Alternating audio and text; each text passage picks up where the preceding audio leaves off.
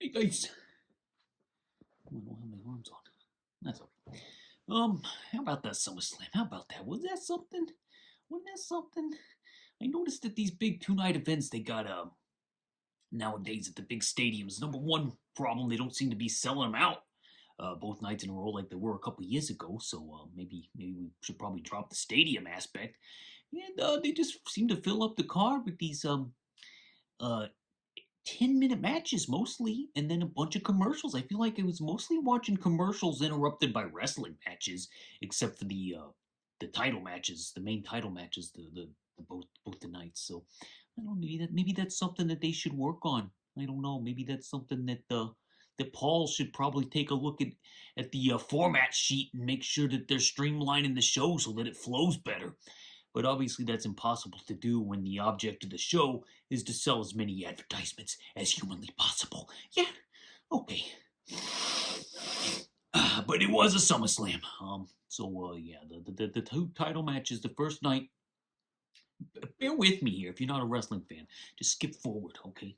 But the Punk comes out in like a green puffy jacket that like isn't even on right, and it's like I don't know. It's like Grandpa dressed him. Grandpa dressed the Punk. See Phil let his Grandpa dress him to take him down to the ring. All right, and their match, his match with Cody was kind of a slog. Like 30 minutes of a. I mean, I was expecting a little more out of Phil and Cody, to be honest with you. But that table bump was pretty impressive, where he kind of overshot the table and whatnot. But the Hell in a Cell match was pretty good, but that even that was only like 11 minutes. It's like everything is so like time crunched nowadays. Like they're not finding that sweet spot. They're either too short or too long for the matches. Perfect example is night two. You got Seth and Roman, a match that I really don't think I ever needed to see again, but here we are. And they had Dean represented by a little skull mask, just kind of laying in the ring there. And it was a good match in the last 15 minutes. Very good. But the first 15 minutes, again, with the slog, maybe it would have been a good narrow that down to 20 minutes, and you would have had a banger of a main event. But that's the world we live in. Punk and Roman did a half hour at Mania, so now everybody's got to do a half hour at the big two-night shows, and then everybody else gets the standard 10 minutes. Penta and Gable, they probably should have got 15 instead of 13 or 11. I think they got 11. It's like, man, come on, let these guys cook a little. This is their job. Let them cook out there. Let them marinate. Let's get some seasoning on there. But I digress. So let's go to some reviews. All right, I just finished the Devil Wears Prada, the original. It's on Hulu. It's about, as Letterboxd says here, it says it's about a young woman from the Midwest who gets more than she bargained for when she moves to New York to become a writer and ends up as the assistant to the tyrannical, larger-than-life editor-in-chief of a major fashion magazine. That would be Meryl Streep as the tyrannical editor-in-chief of Runway, the major fashion magazine, and Anne Hathaway is the girl from the Midwest who wants to be a writer, but ends up being the assistant of the editor-in-chief. Okay, so this is a movie about a toxic workplace. All right, it's like a satire of the toxic workplace. You got Miranda as the boss from hell, basically the devil in the title, the devil who wears Prada. I'd never seen this movie before. I think I saw The Devil Wears Nada, and that's like a completely different thing. But this one's like a mainstream, like a big romantic comedy starring Anne Hathaway and Meryl Streep and Simon Baker, fresh off of Land of the Dead. I don't know what else he's in. It's got that guy from the Entourage in there. Like all the guys in this are like overly cute. I don't like that. I don't like them. They're just like little cute little guys. I prefer men to be hot and sweaty. Miranda, the Meryl Streep character is basically like Vince McMahon, just based off of everything that I know about Vince. Just like a real tyrannical. Just like everybody fears her. They cower when she comes in the room. They put up with verbal abuse. She's a bully. She makes people go through horrible, tremendous hoops in order to try to gain her respect, which they'll never ever actually get. She doesn't have any real friends. Stanley Tucci in this is just like anybody who works in there for a long time is kind of the same way. They're all part of this toxic environment. Stanley Tucci, he's presented as like this lovable bald guy, okay, but the entire time he's making fun of Anne Hathaway's weight, and he just like, Anne Hathaway's weight? She weighs nothing. She's like a little feather that would float away if the wind blows too hard. I don't understand. It's like this is the type of people we're dealing with here. And then you got Emily Blunt, who I love. I love anybody named Emily. Love you, Emily. Love you every day. She plays a character named Emily, and she's mean. She's she makes snide comments. She's verbally abusive to the Anne Hathaway character. So my initial viewing here, I was like confused a bit by the end of it. I was like, why would anybody put up with this? Then the more I thought about it, the more I mulled it over, the more I'm like, oh wait, no, that's not what the movie is. It's not saying you got to go through abusive hurdles to gain confidence so you can succeed in life. It's actually not saying that at all. Because when I thought back, Anne Hathaway actually had confidence from the beginning.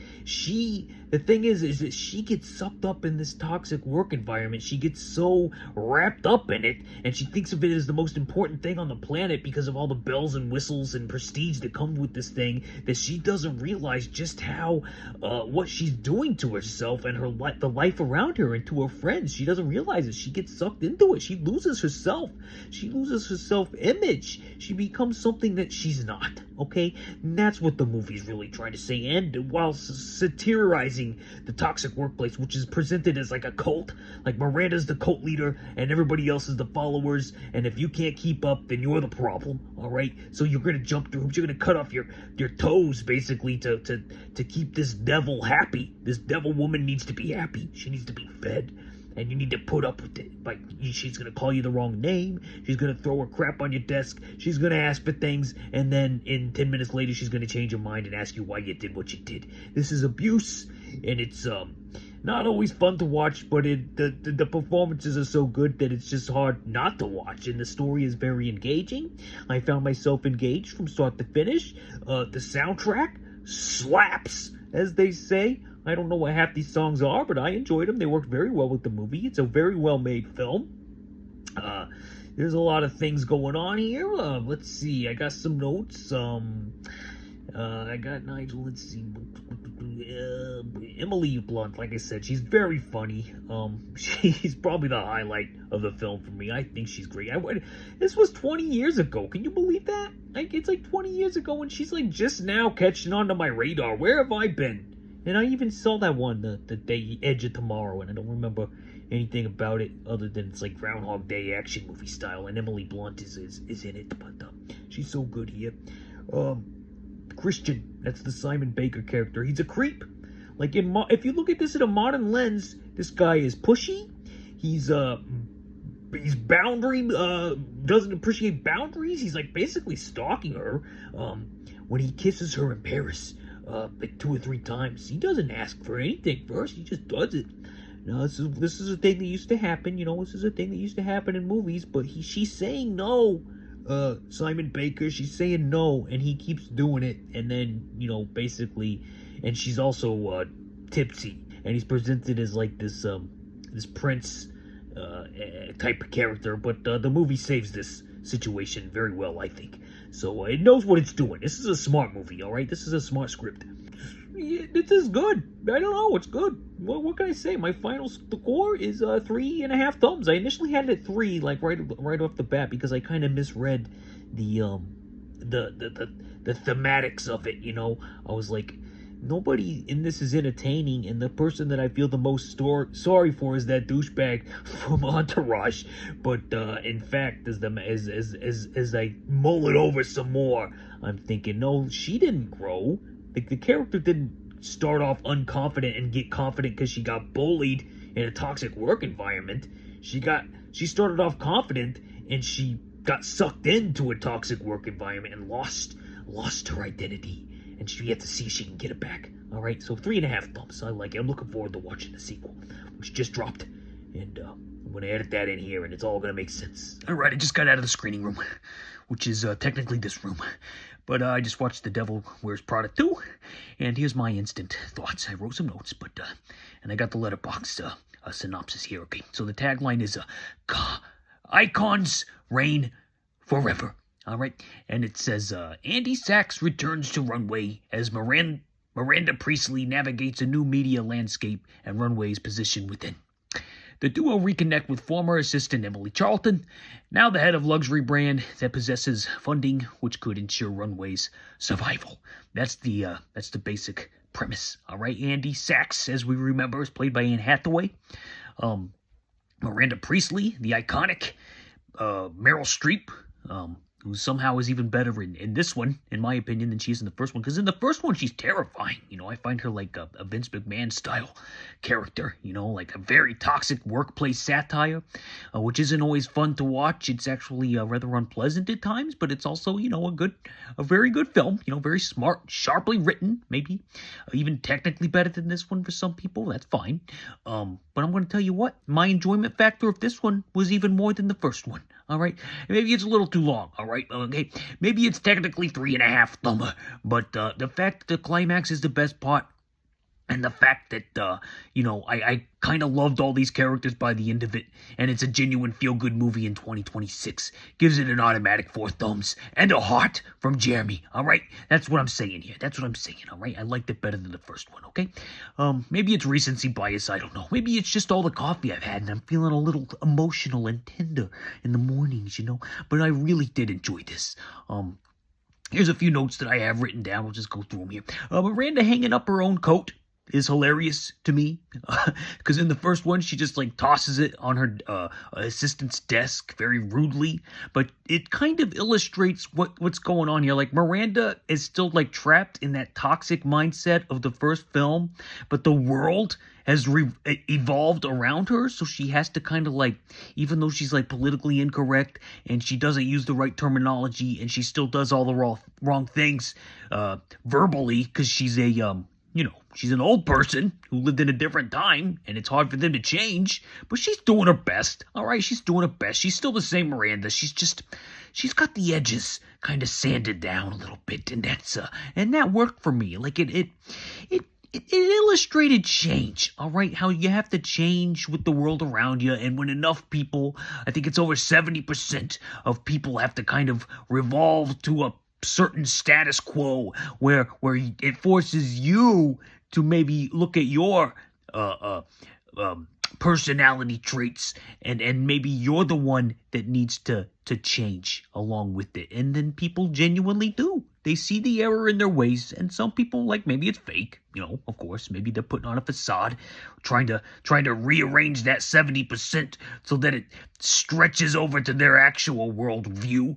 But for the people who learn from it and see the error in their ways, and maybe perhaps they are awoken, no, maybe that's terrible, because that word's so terrible nowadays, because everybody uses it as a pejorative. But you know what I'm saying. You know what I mean? Yeah. Okay. So what else do I got here? All of Stanley Tucci's lines sound overdubbed. Okay, I'll mention that. Everything sounds looped, for him. Maybe he just talks like that. Maybe that's just how he sounds. Maybe you run into him in person and it sounds like he's in the looping booth. I don't know, but I love Stanley Tucci. My Emily, not the two Emilys in this movie. My Emily, she named our dog Stanley Pucci. So there's some history there for me and Stanley.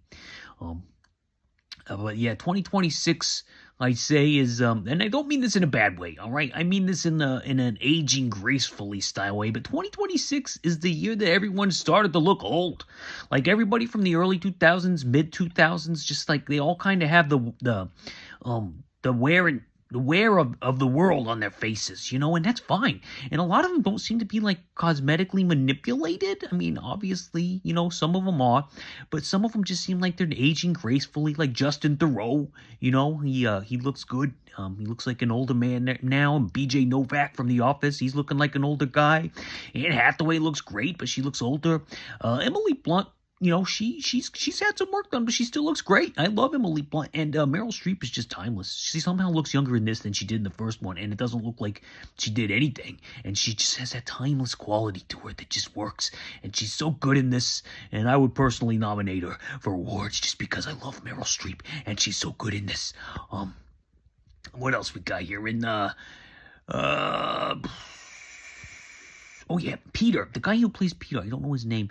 He's the love interest in this one. He is so much better than either of the two guys that Andy is with in the first film. I don't like the guy from Entourage. That cute little guy from Entourage. I don't like that cute little Simon Baker guy. They both end up being not my type, or not Andy's type either. Okay, but this guy, oh man, he is so likable. Like instantly, he's just like, it's like, I'm so glad that Andy has found this great guy to be in her life. All right, will she screw it up? Will she not screw it up? That's what you got to watch the film for. And that's not the main plot, by the way. It's not like Andy's got to find love. That's not the story they're telling here. It's just a little side mission, and it works. Okay, I liked it a lot, and I like the actor too. I wish I knew his name. Justin Theroux and Emily Blunt's comedic chemistry is like off the charts, A+ for me. I thought they were so entertaining together. Justin Theroux's character is hilarious, is like a clueless, powerful man who somehow has a lot of money, and you're kind of wondering how he got all this money, but he's just so funny.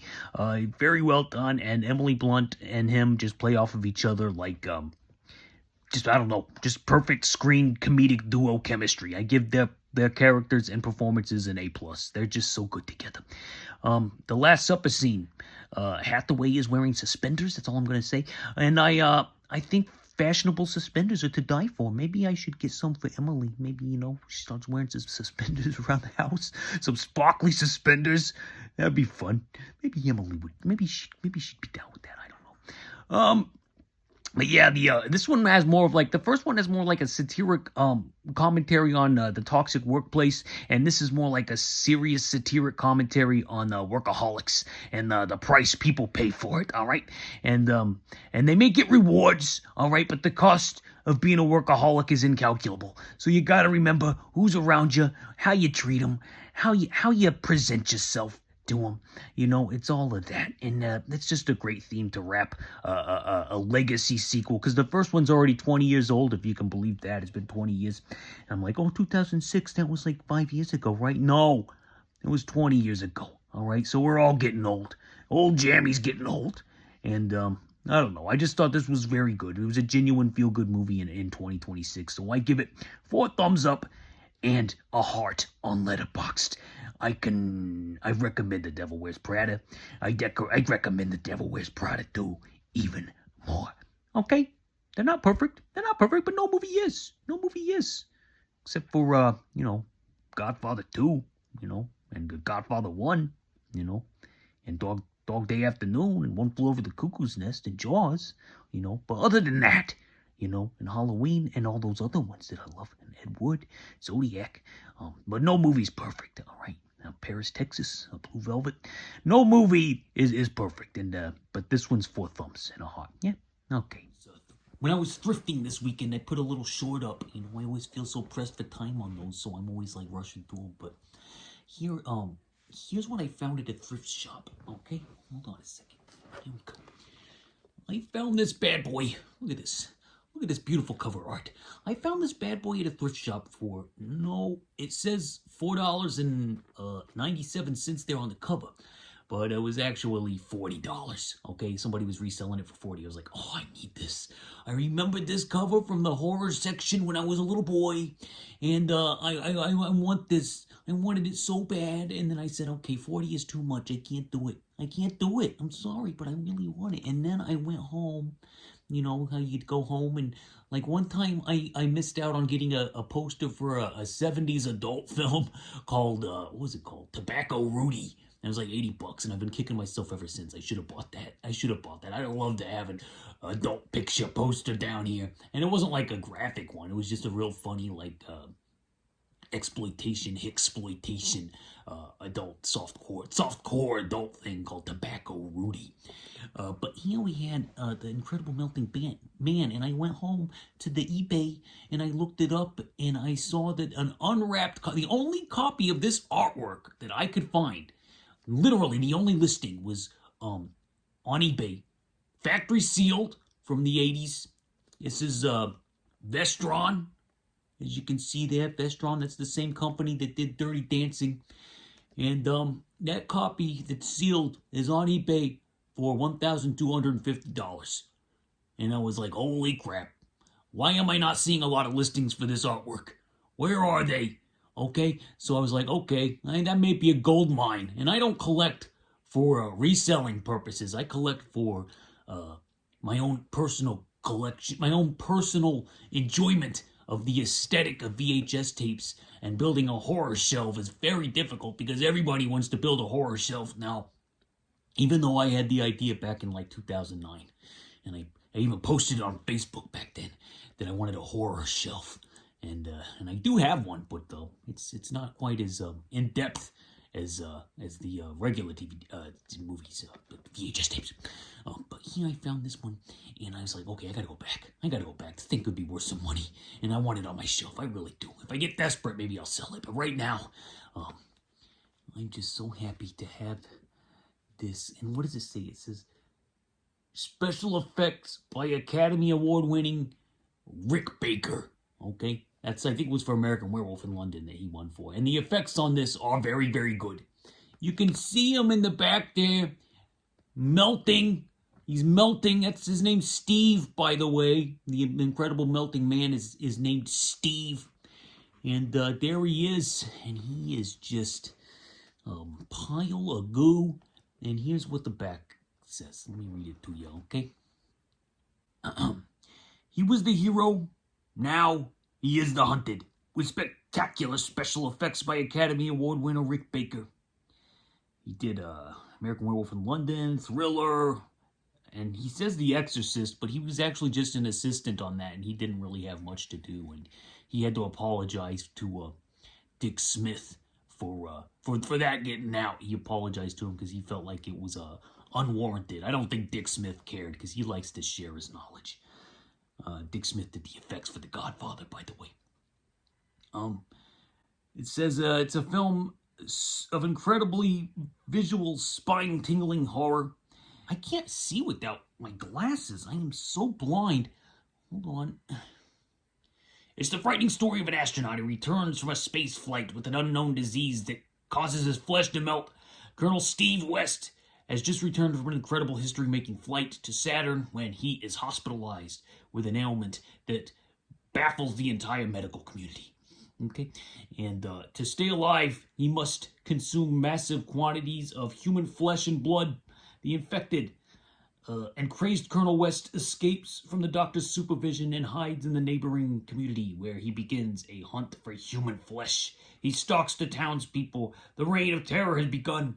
Who will be next to meet with violent death from the incredible melting Steve?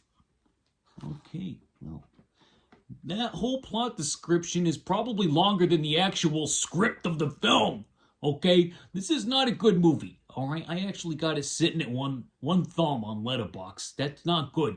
You may think, oh, thumbs up. Okay, Jeremy, that sounds like a good review. No, it's actually very bad. All right, 1.5 thumb, or half a thumb is my worst review that I can give on Letterboxd, because if you don't rate anything, it doesn't go toward their algorithm. So my lowest rating is half a thumb, and this is no good. This is no good, but the artwork is absolutely stunning. Look at this melted guy there. He looks like a melted ice cream, just sitting there looking in the mirror, and he's melting in his... And whenever he touches things in this movie, like, it leaves slime behind. Like, it leaves, like, a melted ice cream slime behind. And it's actually, the effects work is the only thing that really keeps this thing afloat, because the main guy, like, the main protagonist is very, very boring charisma vacuum. Steve... he's like, he has no brain apparently, but at the same time he like stalks people and stays outside their windows and stares in their windows and stuff, so it's very strange. Yeah, I give it one though. It's Tubi Friday. I didn't watch the actual tape that I have here. I don't know if it works. So if anybody is interested in buying it and paying me $1,200, I mean, I might entertain it, but obviously, I really want it on my shelf. So that's the primary. I'd have to review the actual tape to see if it plays, because I watched this bad boy on MGM Plus. Guys, it's beautiful transfer though. Beautiful. Yeah, that's that. All right. Jeremy spoken. Godspeed, peace, and love. I don't have my arms on today. Doodles.